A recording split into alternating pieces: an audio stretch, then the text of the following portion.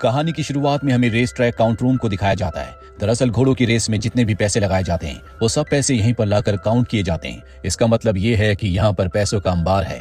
वहीं पाकर नाम के एक आदमी को दिखाया जाता है जो कि एक प्रोफेशनल चोर है। वो अपने साथियों के साथ इस जगह को लूटने के लिए आया है। वहीं हमें काउंट रूम के बाहर एक आदमी को दिखाया जाता है जो अपनी वाइफ और बच्चे के साथ है। दरअसल वो इसी जगह का एम्प्लॉय है। बाहर गाड़ियां देखकर वो समझ जाता है कि यहाँ पर कुछ गड़बड़ है, कोई लुटेरा अंदर घुस गया है। और अब वो प्लान बनाता है कि जब वो लुटेरे बाहर आएंगे तो वो उनसे पैसे लूटकर यहाँ से भाग जाएगा।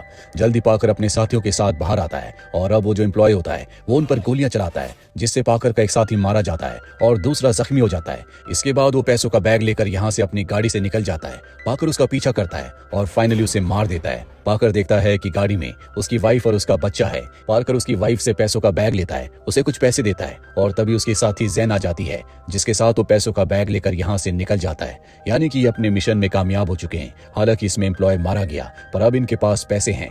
पैसे लेकर ये अपने हाइड आउट पर पहुंच जाते हैं जहां पर इनके और भी साथी हैं। यहाँ पर ये पैसे बांटने वाले हैं। इनका वो साथी भी यहाँ पर होता है जो एम्प्लॉय की गोली से जख्मी हो गया था। जैन उसकी मदद करती है और इसके बाद वो सबके सामने कपड़े चेंज करना शुरू कर देती है। सब उसकी तरफ अट्रैक्ट होते हैं, लेकिन पाकर को ये बात बहुत अजीब लगती है और तभी जैन अपनी पिस्टल निकालती है और सबको शूट करना शुरू कर देती है। पाकर भी जख्मी हो जाता है। वो ऊपर से नीचे रिवर में गिर जाता है। पाकर की जान तो बच गई और जैन ने बाकी सबको मार दिया और पैसे लेकर फरार हो गई। वहीं एक हफ्ते के बाद हमें पाकर को दिखाया जाता है जो एक मोटेल में होता है। अक्सर वो यहीं पर आता है। यहाँ पर काम करने वाली लेडी उसे जानती है, उसी ने उसकी जान बचाई होती है। पाकर उससे कहता है कि तुमने मुझे मेरे रूम नंबर 12 में स्टे क्यों नहीं करवाया। वो कहती है कि वहाँ पर एक कपल है। जिसके बाद पाकर उस कमरे में जाता है, उस कपल को वहां से भगाता है। उसने दीवार के अंदर अपना नकली पासपोर्ट, पैसे और जरूरत की चीजों को छुपा रखा होता है। वो उन चीजों को वहां से निकालता है। पाकर उस लेडी को उसके पैसे देता है और इसके बाद वो अपने दोस्त के घर जाता है जिसका नाम फिली था, जिसे एम्प्लॉय ने गोली मारकर जख्मी किया था और बाद में जैन ने उसे मार दिया। और अब पाकर फिली की वाइफ से मिलने के लिए जाता है और उसे बताता है कि अब फिली इस दुनिया में नहीं रहा। ये बात सुनकर उसे बहुत बुरा लगता है। पाकर उसे बताता है कि जैन नाम की लड़की ने हमें धोखा दिया, उसने मेरे सभी साथियों को मार दिया और पैसे लेकर भाग गई। फिली की वाइफ कहती है कि मुझसे वादा करो कि तुम जैन से अपने दोस्त की मौत का बदला जरूर लोगे। पाकर उससे वादा करके वहां से निकल जाता है, जिसके बाद वो अपने एक पुराने दोस्त को कॉल करता है जिसका नाम ग्रोफील्ड है। ग्रोफील्ड पहले पाकर के साथ ही काम किया करता था, पर अब वो अपनी थिएटर कंपनी चलाता है। पाकर उससे कहता है कि मुझे तुम्हारी मदद की जरूरत है। हमारी टीम में जैन नाम की एक लड़की थी, उसे एक आदमी ने भेजा था जिसका नाम रेजी है, मुझे उसका पता चाहिए। ग्रोफील्ड कहता है कि जल्दी उसका पता तुम्हें मिल जाएगा और होता भी ऐसा ही है। वो पाकर को उसका पता बता देता है। पाकर उसका ड्राइवर बनकर उसकी कार में बैठ जाता है, जिसके बाद वो उसे कहता है कि मुझे जैन का पता चाहिए, तुमने उसे हमारी टीम में भेजा था।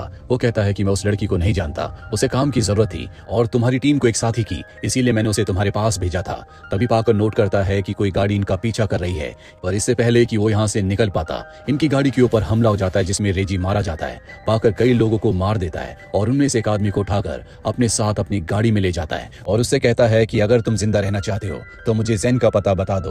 वो बता देता है कि जैन कहाँ पर है। दरअसल वो एक अंडर कंस्ट्रक्शन बिल्डिंग में अपने एक साथी के साथ एक बहुत बड़ी चोरी की प्लानिंग कर रही होती है और अब पाकर वहां पर पहुंच जाता है। वहां पहुंचते वो जैन के साथी को मार देता है। जैन कहती है ये तुमने क्या किया, मैंने जितने पैसे तुमसे चुराए थे वो सभी पैसे मैंने इस आदमी को दिए थे, क्योंकि ये आदमी मुझे एक बहुत बड़ी चोरी की प्लानिंग देने वाला था। समंदर के नीचे एक बहुत बड़ा शिप है जिसमें अरबों रुपए का खजाना है, साथ ही एक प्राचीन मूर्ति जिस मूर्ति की कीमत उस खजाने से भी ज्यादा है। मैं जिस कंट्री से आई हूँ वहां पर मैं डेथ स्क्वाड का हिस्सा हूँ। हमारे देश में हमारा जो प्रेसिडेंट है वो करप्ट है। वो कुछ लोगों के द्वारा उस मूर्ति को हासिल करना चाहता है, जिसके बाद उस मूर्ति को यूएन में दिखाएगा। उसके बदले उसे $1 बिलियन मिलेंगे और हमारा प्लान था कि हम उस मूर्ति को उस कंपनी से चुरा लेंगे ताकि वो मूर्ति उस करप्ट प्रेसिडेंट के हाथ ना लग सके। इसीलिए मैं तुम्हारी टीम में शामिल हुई थी, क्योंकि मुझे पैसों की जरूरत थी, जिन पैसों के बदले मुझे आदमी प्लान देने वाला था, जिस प्लान के मुताबिक मुझे पता होता कि वो आदमी जिसका नाम बॉस है वो मूर्ति को कब निकालने वाला है, और जब वो मूर्ति को बाहर निकालता तो मैं मूर्ति और खजाना लेकर वहां से निकल जाती। पाकर को काम बहुत अच्छा लगता है, इसीलिए वो अपने पुराने साथी ग्रोफील्ड के पास जाता है और उसे सब कुछ बताता है, जिसके बाद ये अपनी एक टीम बना लेते हैं और अब ये उसी मूर्ति की तरह हूबहू एक और मूर्ति बनवा लेते हैं। ये तय करते हैं कि जब भी वो मूर्ति इनके सामने आएगी, यानी कि पानी से बाहर निकलेगी, तो असली मूर्ति से इस मूर्ति को बदल दिया जाएगा। जैन का साथी कर्नल भी यहीं पर होता है, पर पाकर कोई प्लान अच्छा नहीं लगता। ये तय करते हैं कि उस आदमी के दोस्त से मिलेंगे जिसने पहले प्लान बनाया था, जिसे पाकर ने मार दिया, और अब ये उससे मिलने के लिए एक बार में जाते हैं और उससे पूछते हैं कि तुम्हारे दोस्त का प्लान क्या था। तभी यहाँ पर बॉस का आदमी आ जाता है जो पाकर को पहले से जानते हैं। उन्हें पता है कि पाकर इनके सामने एक बहुत बड़ी मुसीबत है, ये पाकर को मारना चाहते हैं। लेकिन पाकर यहाँ से बचकर निकलकर एक दूसरे कमरे में चला जाता है जहाँ पर बहुत सारे नीले रंग के टेडी बेयर्स होते हैं। पाकर को पता चल जाता है कि इन्हीं में से एक एलिफेंट के अंदर वो प्लान है जिससे इन्हें मूर्ति को और खजाने को चुराना है। पाकर उस ब्लू एलिफेंट को लेकर यहाँ से निकल जाता है, जिससे उसे पता चलता है कि बॉस और उसके जो लोग हैं वो खजाने और मूर्ति को चुरा कर एक गार्बेज ट्रेन में लोड करेंगे और ट्रेन को लेकर वहां से निकल जाएंगे। पाकर अपने साथियों से कहता है कि बॉस से पहले हम उस खजाने और मूर्ति को हासिल कर लेंगे। हमें सबसे पहले ट्रेन के कंट्रोल रूम में अपना कब्जा करके ट्रेन की स्पीड को फुल करना होगा। हम में से एक ट्रक लेकर आएगा, साथ ही ग्रोफील्ड ट्रैक पर जाकर उस पाइप को काट देगा जो कि ट्रेन की ओवर स्पीड को कम करती है, ताकि ट्रेन की स्पीड कम ना हो और आगे वो क्रैश हो जाए। क्रैश होने के बाद हम ट्रेन से खजाना और मूर्ति लेकर निकल जाएंगे। सबको प्लान बहुत अच्छा लगता है। कल इन इस प्लान को अंजाम देना है। और अब पाकर अपने उसी मोटल के रूम नंबर 12 में जाता है जहां पर जेन पहले से होती है। वो पाकर को सीड्यूस कर रही होती है। पाकर को ड्रिंक भी ऑफर करती है और कहती है कि मैं तुम्हारे साइड वाले रूम में रुकी हूँ, पर पाकर उस पर विश्वास नहीं कर सकता। और तभी जेन का एक साथी जो कि जेन को पसंद करता है बहुत ज्यादा जेलस हो जाता है। वो पाकर के ऊपर हमला करके उसे पकड़ लेता है। साथ ही वो जेन को बेहोश करके वहां से पाकर को लेकर निकल जाता है। पाकर को एक जगह बांध देता है और बॉस को उसका पता बता देता है। बॉस पहले से पाकर को मारना चाहता है क्योंकि बॉस जिस ग्रुप का लीडर है उसका नाम आउटफिट है और आउटफिट ने पाकर को न्यूयॉर्क से तड़ीपार किया है, यानी कि वो न्यूयॉर्क शहर में वापस नहीं आ सकता था। पर इस वक्त वो न्यूयॉर्क शहर में है। वहां जेन पहुंच जाती है जो अपने साथी को समझाने की कोशिश करती है कि उसके और पाकर के बीच में कुछ नहीं है, उसे छोड़ दो। अगर तुमने बेवकूफी की तो हमारा पूरा प्लान चौपट हो जाएगा। और अब यहाँ पर बॉस का शूटर पहुंच जाता है जो पाकर के ऊपर गोली चलाता है, लेकिन पाकर के साथ जेन का जो साथी होता है वो उसे आगे कर देता है, जिससे उसकी मृत्यु हो जाती है। इसके बाद वो बॉस के शूटर को भी मार देता है और तभी पाकर के पास बॉस का कॉल आता है। वो कहता है कि मेरे काम के बीच में मत आना, ये तुम्हारे लिए अच्छा नहीं होगा, और वैसे भी चोरी कल नहीं आज होने वाली है। ये सुनकर पाकर हैरान हो जाता है क्योंकि इनके मुताबिक चोरी एक दिन बाद होने वाली थी। और अब पाकर अपने सभी साथियों को इन्फॉर्म करता है और कहता है कि आज ही हमें चोरी को अंजाम देना होगा। सबसे पहले उसके साथी ट्रेन के कंट्रोल रूम में जाकर ट्रेन की स्पीड को बढ़ाने में कामयाब हो जाते हैं। साथ ही ट्रैक पर जो ट्रेन की स्पीड को कम करने वाली गैस पाइप होती है उसे भी कट कर देते हैं। और अब ट्रेन पूरी स्पीड में चल रही होती है जिस वजह से वो पलट जाती है। और जब ये ट्रेन की उस बोगी को खोलते हैं जिसके अंदर खजाना और मूर्ति होनी चाहिए थी, तो वहां पर पत्थरों के अलावा कुछ नहीं होता। ये समझ जाते हैं कि बॉस ने इन्हें अपने जाल में फंसाया है। तभी यहाँ पर बॉस के आदमी आ जाते हैं जो इनके ऊपर फायरिंग करते हैं, पर ये सब के सब यहाँ से बचकर निकलने में कामयाब हो जाते हैं। जिसके बाद एक बार फिर से ये इकट्ठा होते हैं। पाकर कहता है कि बॉस ने मूर्ति को पहले चुरा लिया है, हमें बस ये पता लगाना होगा कि मूर्ति कहाँ पर है। इसीलिए पाकर ग्रोफील्ड के साथ पुलिस के भेष में हॉस्पिटल जाता है जहाँ पर बॉस का खास आदमी एडमिट है क्योंकि वो बहुत बुरी तरह से जख्मी हो गया था। ये गन पॉइंट पर उससे मूर्ति की लोकेशन के बारे में पूछते हैं। वो कहता है कि मुझे लोकेशन का नहीं पता, पर मुझे पता है कि उसे कौन खरीदने वाला है। वो उस अमीर आदमी का नाम उसे बता देता है। जिसके बाद ये उस अमीर आदमी को अगवा कर लेते हैं और उससे मूर्ति के बारे में पूछते हैं। वो बताता है कि मूर्ति का सौदा कल होने वाला है। इस वक्त मूर्ति बॉस की तिजोरी में है जहां से मूर्ति को निकालना असंभव है। साथ ही चारों तरफ बहुत ही ज्यादा सिक्योरिटी है। और अब अपने साथियों के साथ पाकर यहाँ से निकल जाता है, लेकिन वो उस अमीर आदमी की निगरानी के लिए अपने एक आदमी को यहीं पर छोड़ कर जाता है, पर वो आदमी शराब पीकर सो जाता है जिस वजह से अमीर आदमी यहाँ से भागने में कामयाब हो जाता है। जिसके बाद वो बॉस को कॉल करता है और कहता है कि पाकर और उसके आदमी तुम्हारी मूर्ति चोरी करने के लिए निकल चुके हैं। वही हमें पाकर और उसके साथियों को दिखाया जाता है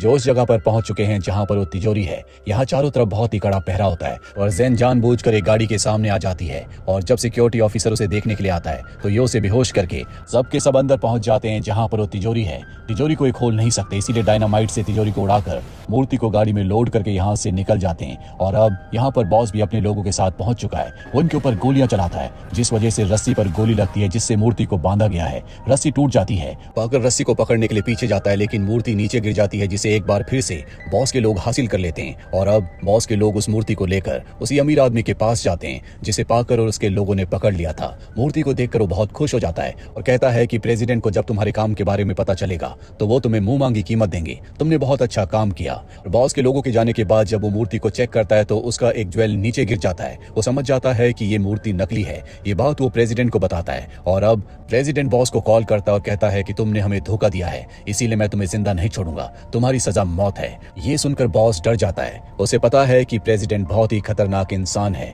वो समझ जाता है कि कुछ न कुछ गड़बड़ जरूर हुई है। वही हमें पाकर और उसके साथियों को दिखाया जाता है जो वापस उसी जगह पर पहुंच गए थे जहां पर मूर्ति थी। दरअसल जानबूझकर इनके साथी ने सोने का नाटक किया था जिस वजह से अमीर आदमी भाग गया और उसने सब कुछ बॉस को बता दिया।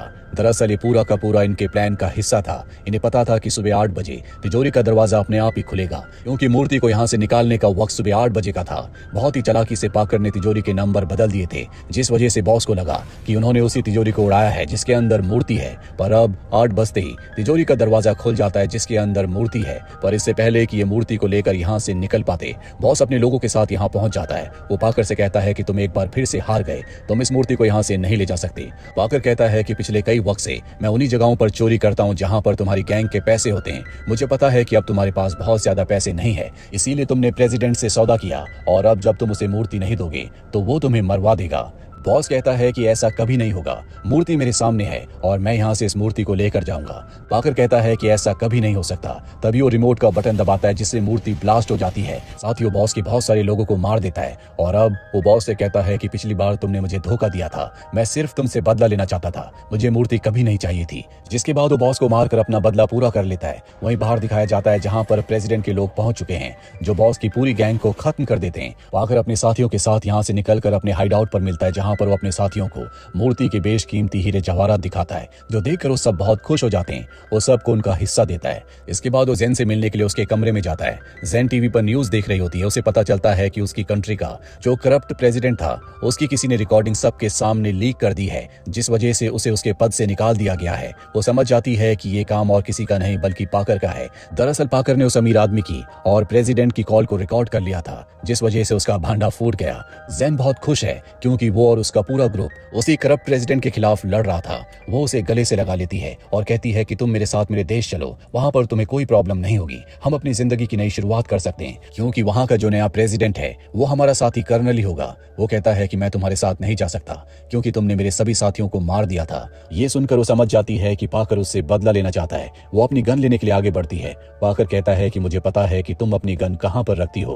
वो समझ जाती है कि उसकी हार हो चुकी है। जिसके बाद वो पाकर के साथ आखिरी ड्रिंक पीती है। पाकर उसे मारकर अपने दोस्त फिली की वाइफ के पास जाता है जिससे उसने वादा किया था कि वो उसकी मौत का बदला ज़ेन से जरूर लेगा। वो ज़ेन को उस मूर्ति से निकाले हुए हीरे जवाहरातों का एक हिस्सा देता है और कहता है कि मैंने अपना वादा पूरा किया, मैंने ज़ेन को मार दिया। ये सुनकर फिली की वाइफ बहुत खुश हो जाती है और अब वो अपने साथी ग्रोफील्ड के पास जाता है जिसने काम छोड़कर थिएटर कंपनी शुरू कर दी थी, पर अब इनके पास बहुत पैसे हैं। चलते चलते ग्रोफील्ड एक आदमी का पर्स चुरा लेता है, यानी कि अभी दोनों के दोनों क्राइम की दुनिया में वापस आ चुके हैं। इसी के साथ ये फिल्म, ये कहानी यहीं पर खत्म हो जाती है। उम्मीद करते हैं कि ये कहानी आपको पसंद आई होगी।